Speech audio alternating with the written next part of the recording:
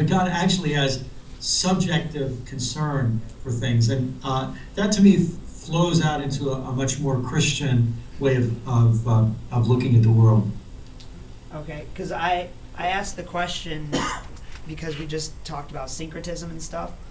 So I was just, Yes. because I had that initial fear of skewing God, and then I realized, am I skewing my definition of God or God himself? So I should just be more empathetic and intersubjective in my thought then?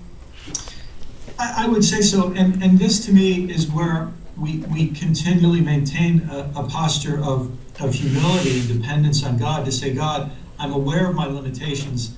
I want to keep learning. Please guide me. And as someone said earlier about the Holy Spirit, this is where we have to, our spirituality depends, is very, very important. Are we maintaining that humble attitude where we're saying, God, please guide me into your truth. Help me listen to others. Help me learn from others. That seems to me to be a healthy and safe way and wise way to move forward. Now, I'm aware that a lot of people don't like that, but I can't see, and I've listened to their arguments, but I just think their arguments, if I could say it this way, are very modern, not to insult them, but to say they haven't gone through this kind of questioning and self-criticism, it seems to me, that the folks who make those kind of arguments. Okay, thanks. Thank you. Somebody else? Kim?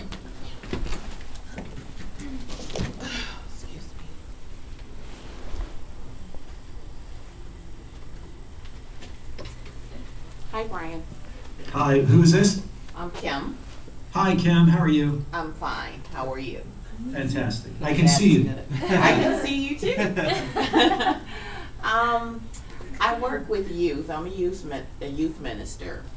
And one of the problems I'm having is that the transition for the youth to, they feel as though they have to be postmodern and modern sometime. And as I was reading your book, it said one of the girls was questioning Neil.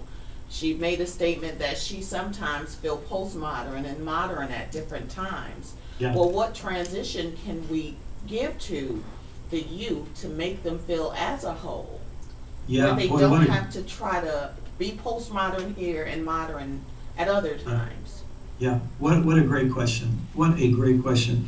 Can I just say, one of the reasons I think that question is so, I don't know, almost painful, is that when you're in different settings, people give you the message, you're not accepted here unless you think within our box, you know? So for example, in some of our churches, you aren't accepted unless you articulate your faith in a very modernist way.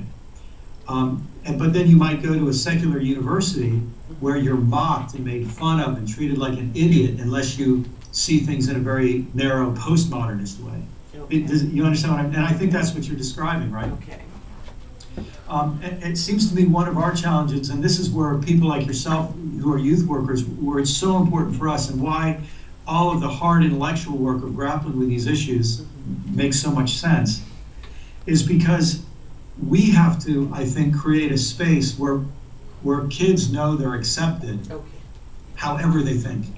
In other words, we accept them where they are, and we can sort of look and in our own minds we can say, oh, I see this is a young kid who's very modernist in her categories, and this is where she is. We don't judge them. We accept them and work with them right where they are. If they experience from us a larger degree of understanding and acceptance than they do anywhere else, I think we're then working with God to create an environment where they can grow. Does that make sense? Yes. But I think this is one of the great struggles, that sometimes that two of the unsafest places in the world are some churches and some university classrooms. Okay. Thank you. Thank you very much. Great question. All right, come on. Somebody else.